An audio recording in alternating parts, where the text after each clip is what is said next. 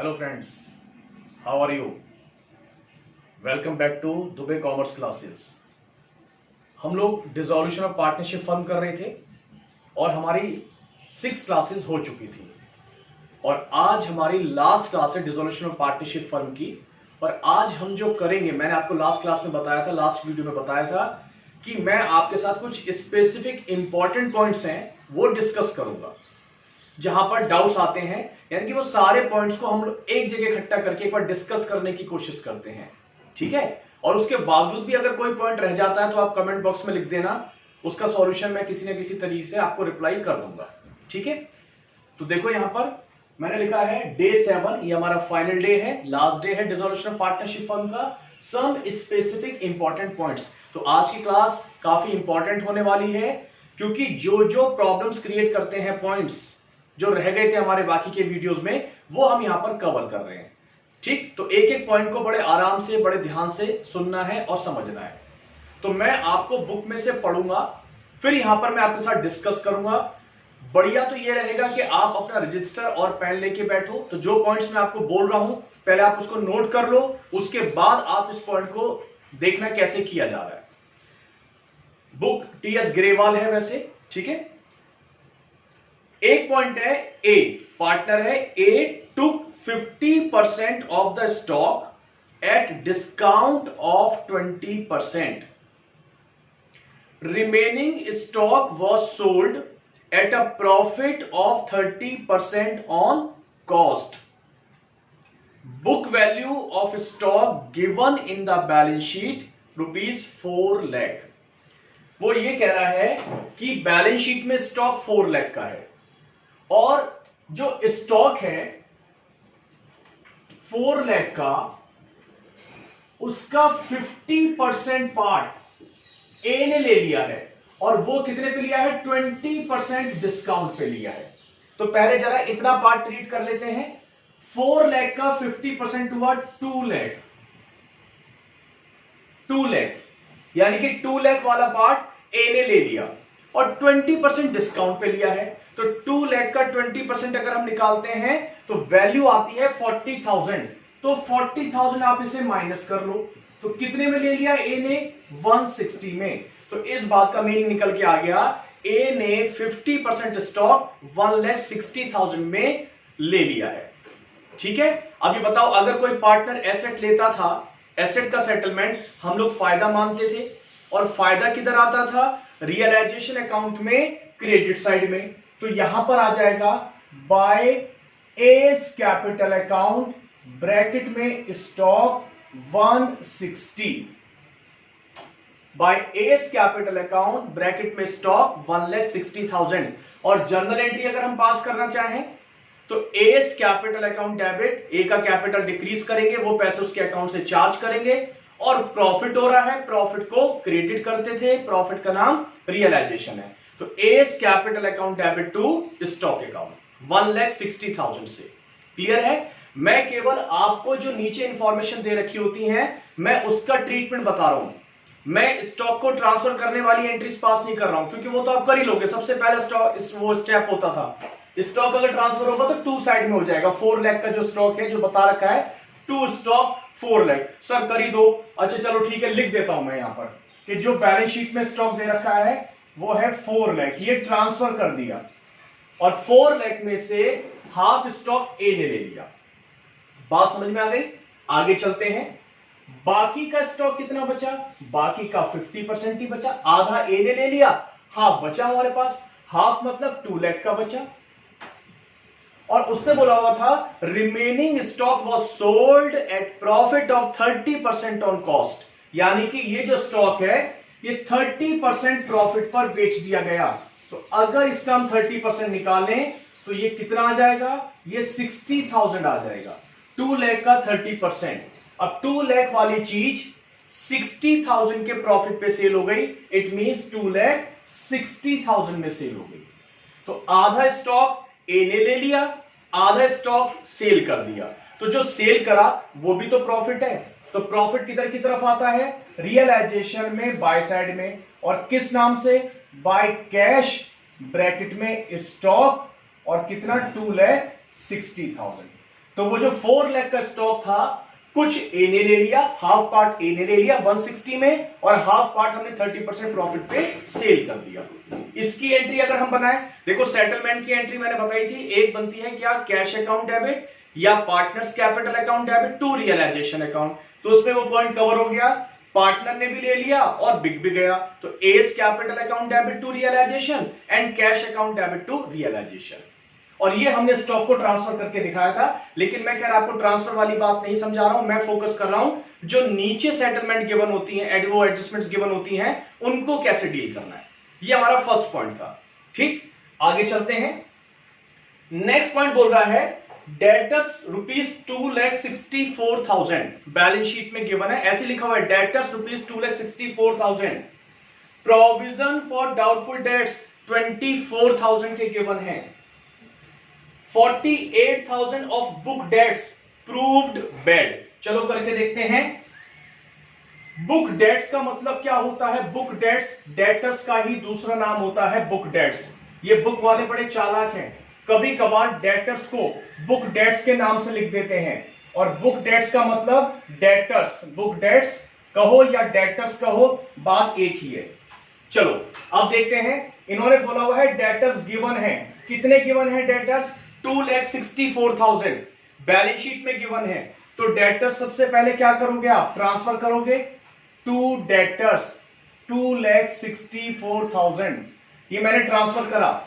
फिर इसमें प्रोविजन भी दे रखा है, डेटर्स में से प्रोविजन माइनस करके जो दे रखा होता था, तो प्रोविजन किधर की तरफ होता है, बाय साइड में ट्रांसफर होता है, by provision for bad dates, ये गिवन है बच्चों 64,000। ठीक है, ध्यान देना, कुछ स्टूडेंट्स, हालांकि ये पॉइंट पहले मैं डिस्कस कर चुका हूं, लेकिन कुछ स्टूडेंट क्या करते हैं, बैलेंस शीट में डेटर्स लिखे 264 माइनस प्रोविजन है 64, तो जो आउटर कॉलम में डेटर्स आ रहे हैं 2 लाख, वो यहां पर डेटर्स 2 लाख को लिख देते हैं और प्रोविजन को इग्नोर कर देते हैं। वो पॉइंट गलत हो जाएगा, आपको दोनों को सेपरेट ट्रीट करना है, सेपरेट ट्रांसफर करना है। ठीक, ये तो खैर ट्रांसफर एंट्री हो गई।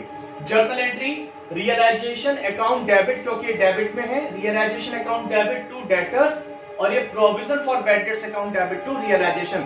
जर्नल एंट्रीज तो हमने पहली क्लास में कर ली थी, फर्स्ट सेकंड क्लास में हमने कर रखा है। आगे लिखा हुआ है ₹48,000 of book debts proved bad. वो कह रहा है जो डेटर्स हैं 64 के, इसमें से 48,000 के डेटर्स बैड हो गए, मतलब डूब गए, पैसे नहीं मिले। बताओ प्रॉफिट या लॉस, किसके बारे में बात हो रही है, डेटर्स। और एसेट के बारे में बात होती थी, मैंने आपको अपनी सारी वीडियोस में बोला है, एसेट के बारे में बात होगी तो वो प्रॉफिट है, और प्रॉफिट किधर लिखते हैं, बाय साइड में, किस नाम से, या तो कैश या पार्टनर। अगर पार्टनर का नाम दे रखा है तो पार्टनर, मतलब वो एसेट अगर पार्टनर ने ली है, अदरवाइज कैश। तो यहां पार्टनर तो है नहीं, तो यहां पर बाय कैश। अब वो कह रहा है 48,000 प्रूव्ड बैड, यानी कि 48 डूब गए। अरे 48 डूब गए, बाकी तो मिल गए। एसेट के सेटलमेंट से मैंने बोला था ₹1 भी मिलेगा, आपको उसको प्रॉफिट मानना है। ठीक है, तो कितने पैसे मिल गए, 264 में से आप 48 माइनस कर लो, 264 में से 48, 6 और 1, तो 2,16,000 हमें डेटर से रिकवरी हो गई बाय कैश, ब्रैकेट में डेटर्स, कितना, 2,16,000। जर्नल एंट्री अगर हम लोग पास करें तो cash account debit to realisation account 2,16,000। ठीक है, आगे बढ़े, बात समझ में आ गई ये वाली। अगर आप ऐसे प्रॉफिट लॉस चेक करोगे तो वो ये अकाउंट अपने आप, मैंने बताया था, प्रॉफिट लॉस बता रहा है। डेटर्स आपने 264 इधर लिखे और उसकी रियलाइज्ड वैल्यू उधर लिखी 2,16,000, तो अपने आप जो डिफरेंस हुआ 48,000 का बैड डेट्स वाला, वो अकाउंट ने लॉस को रिकॉर्ड कर लिया। इसलिए मैं बार बार बोल रहा हूं, आपको इंडिविजुअल प्रॉफिट लॉस के बारे में टेंशन नहीं पालनी है। आप तो बस एसेट बिक रही है उसे प्रॉफिट मानना, और लायबिलिटीज का सेटलमेंट हो रहा है उसे आपको लॉस मानना है।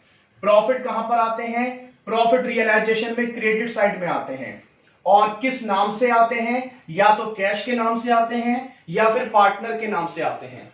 और ऐसे ही अगर लायबिलिटीज का सेटलमेंट होगा तो वो किधर आएगा, वो लॉस है रियलाइजेशन के डेबिट में टू साइड में या तो कैश या पार्टनर। आगे चलते हैं, एक पॉइंट बोला हुआ है इन्वेस्टमेंट कॉस्टिंग 20,000 बीइंग 1,000 शेयर्स, यानी कि हमने किसी कंपनी के 1,000 शेयर्स में पैसा इन्वेस्ट कर रखा है और उनकी वैल्यू, बुक वैल्यू 20,000 है। Costing 20,000, 1,000 shares had been written off from the books, लेकिन वो बुक से राइट ऑफ हो चुके हैं, यानी कि बुक में से खत्म हो चुके हैं। हमारे पास शेयर्स पड़े हुए हैं 1,000 और 20,000 उनकी वैल्यू है, लेकिन बुक में नहीं लिखी हुई है, अनरिकॉर्डेड है, मतलब बैलेंस शीट में गिवन नहीं है, कहने का मतलब है। और जब फर्म डिसॉल्व होती है, बैलेंस शीट में हो ना हो कोई फर्क नहीं पड़ता, अब तो बिजनेस बंद हो रहा है, तो जो भी एसेट मिलेगी आप उसको बेचो। तो उन्होंने बोला हुआ है had been written off from the books, these investments यानी कि shares are valued at the rate of 15 each, एक शेयर की वैल्यू 15 रुपए लगाई गई है और शेयर्स हैं कितने 1,000 and distributed between the partners in their profit sharing ratio. तो कुल मिला के किसकी बात हो रही है, एसेट की बात हो रही है। एसेट के सेटलमेंट किधर आता है, फायदा माना जाता है, और फायदे किधर आएंगे, रियलाइजेशन में। किस नाम से, पार्टनर या कैश, और यहां पर बोल रहा है कि पार्टनर्स में डिस्ट्रीब्यूट कर देना वो जो शेयर्स हैं, तो बाय एस कैपिटल बाय बीस कैपिटल। सपोज अगर दो ही पार्टनर हैं तो 1,000 शेयर्स थे, 15 रुपीज उसकी वैल्यू लगाई गई, 15,000 हो जाएगा, और जो भी रेशियो होगा मैं इक्वली मान रहा हूं, तो 7,500 में उसको हम डिस्ट्रीब्यूट कर देंगे। क्लियर है? तो सिंपल पॉइंट, बस लैंग्वेज को समझना है जो प्रॉब्लम करती है, अदरवाइज एंट्री तो वही बननी है। एसेट का सेटलमेंट बाय में लिखना है, लायबिलिटीज का सेटलमेंट टू में लिखना है। आगे चलते हैं, नेक्स्ट पॉइंट अगर हम लोग बात करें, नेक्स्ट पॉइंट है हमारा नेक्स्ट पॉइंट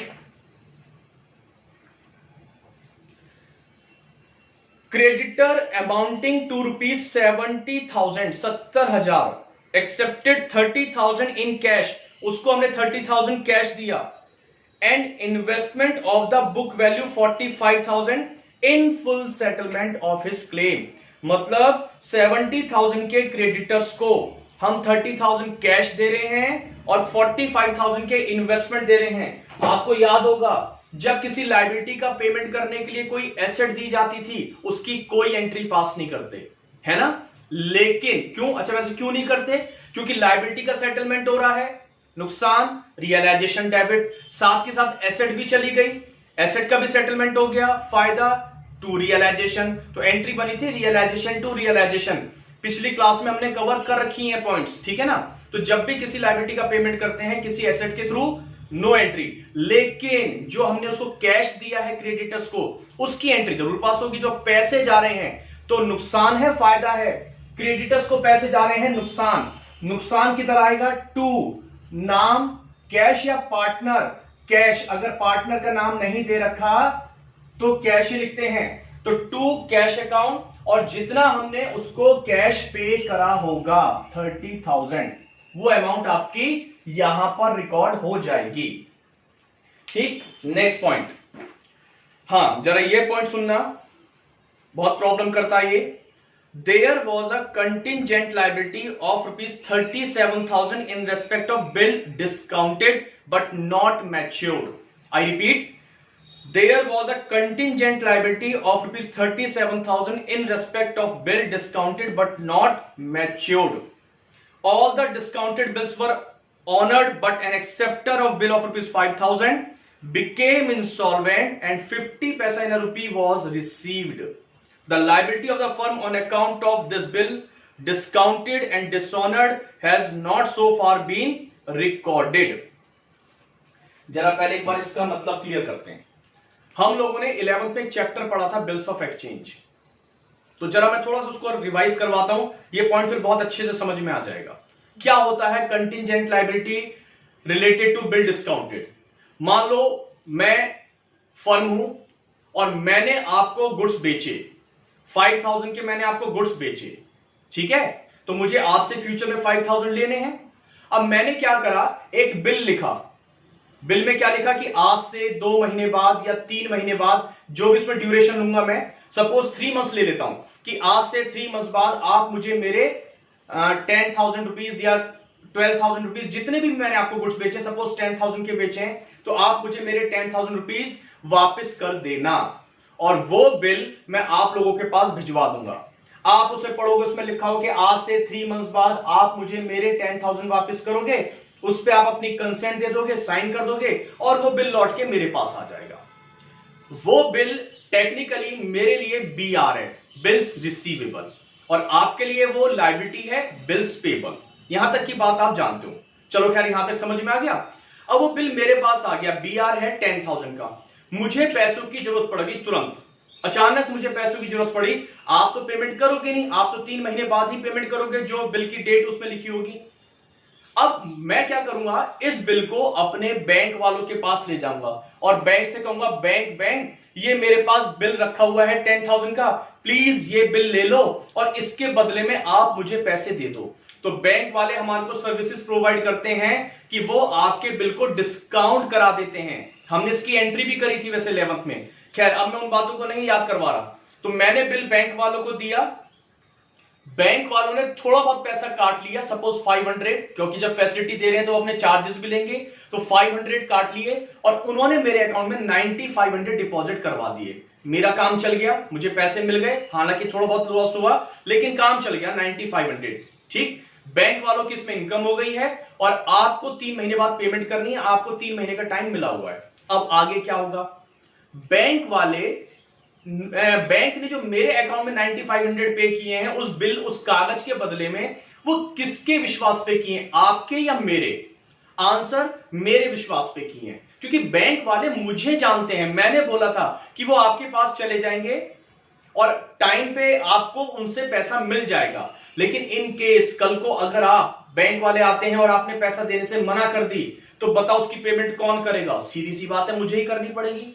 तो ये मेरे लिए कंटिंजेंट लायबिलिटी है, यानी कि जो बिल मैंने डिस्काउंट करा लिया, उसकी तलवार मेरे ऊपर अभी लटकी हुई है। कंटिंजेंट लायबिलिटी क्या होती है? फ्यूचर में दे भी सकते हैं और नहीं भी दे सकते हैं। अगर आपने बिल की पेमेंट कर दी तो मुझे नहीं देना पड़ेगा, लेकिन किसी वजह से अगर आपने बिल की पेमेंट नहीं करी, इट मींस बिल डिसऑनर हो गया, तो पेमेंट मुझे करनी पड़ेगी। ठीक, तो ये होता है contingent liability on bill discounted. तो उसमें यही कह रहा है कि हमारा एक कंटिंजेंट बिल था और वो बिल था कितने रुपए का था? 37,000 का था।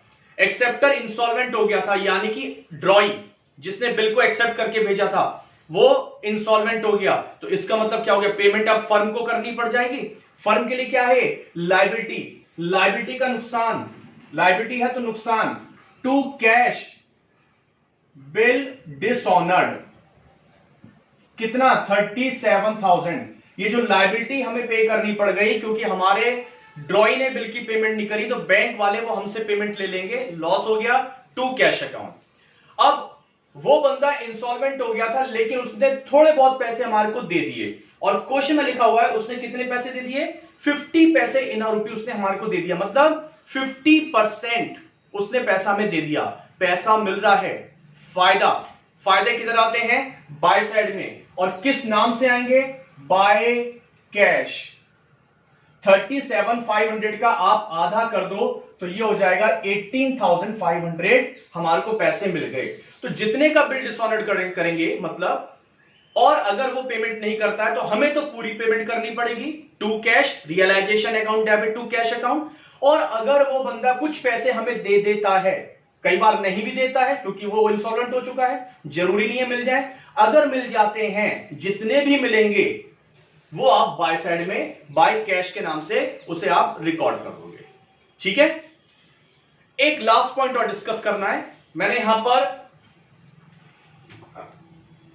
ये बैंक अकाउंट बना रखा है। कभी कभार क्वेश्चन में बैंक और कैश दोनों दे रखे होते हैं, तो आपको क्या करना है? To balance brought down, bank का लिखा और कैश का बैलेंस इसके नीचे लिख देना। जैसे सपोज 20,000 बैंक बैलेंस है, तो यहां पर लिखा आपने 20,000, और कैश है 5,000, तो आपने लिखा यहां पर कैश 5,000। और अगर आप यहां पर कैश अकाउंट बनाते हो तो इसको रिवर्स ले लेना, to balance brought down, cash का लिख देना 5,000 और टू बैंक नीचे लिख देना 20,000।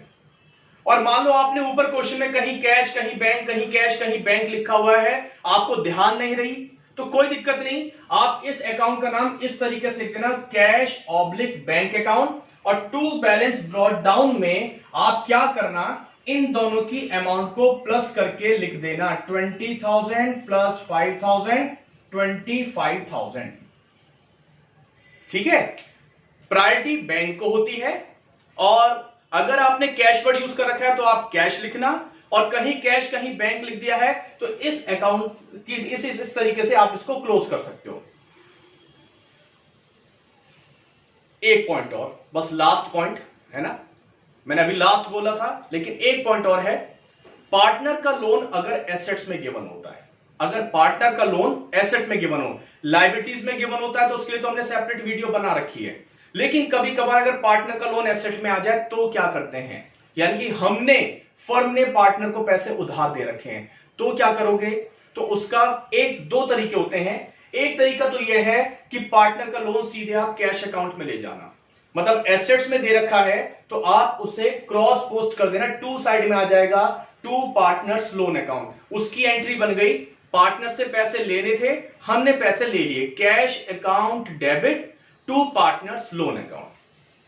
दूसरा और एक ऑल्टरनेट तरीका होता है, कभी आप बुक में से देखो, आप उसे रेफर करो और कंफ्यूज हो जाओ कि ऐसा क्यों लिखा हुआ है, तो पार्टनर का लोन जो एसेट में होता है, ऑल्टरनेटिवली हम उस लोन को कैपिटल अकाउंट में भी ट्रांसफर कर सकते हैं। लेकिन किसकी बात हो रही है, जो एसेट में होता है, ध्यान रखना, लायबिलिटी वाले की बात नहीं कर रहा हूं, लायबिलिटी वाले का ट्रीटमेंट स्पेसिफिक है, हमने वीडियो में कवर कर रखा है, सेपरेट वीडियो बना रखी थी मैंने उसकी। लेकिन अगर एसेट में दे रखा है तो एसेट में अगर पार्टनर का लोन दे रखा है तो आप इसे दो तरीकों से ट्रीट कर सकते हो। वो दो तरीके कौन कौन से हैं, पहला तो आप इसे कैश अकाउंट में भेज दो, क्रॉस पोस्ट कर देना, एसेट राइट हैंड साइड पे गिवन है तो आप इसे कैश अकाउंट पे लेफ्ट हैंड साइड पे लिख दो, टू पार्टनर्स लोन के नाम से, या पार्टनर्स के कैपिटल में डेबिट साइड में लिख दो। ठीक है, क्रॉस पोस्ट करोगे तो आना तो डेबिट में ही है, या तो कैश में आएगा या फिर कैपिटल अकाउंट में आएगा। अगर कैपिटल में आ रहा है तो एंट्री क्या बनेगी, A's loan sorry A's capital account debit, क्योंकि कैपिटल के डेबिट में है तो A's capital account debit to A's loan account. ठीक है बच्चों, तो उम्मीद है ये कुछ पॉइंट जो मैंने आज डिस्कस करे हैं, जिनके ऊपर वीडियो अलग से नहीं बनी हुई थी तो मैंने उसको इस वीडियो में कवर किया है। ठीक, अभी भी कोई पॉइंट अगर आपको लगता है कि डिस्कस होना चाहिए तो आप मेरे कमेंट बॉक्स में लिख देना, अगर ज्यादा इंपॉर्टेंट होगा या लगेगा कि उसके लिए वीडियो बनानी चाहिए तो मैं उसके लिए एक वीडियो और बना दूंगा, अदरवाइज मैं आपको उसका सेपरेट रिप्लाई कर दूंगा। ठीक है, थैंक यू।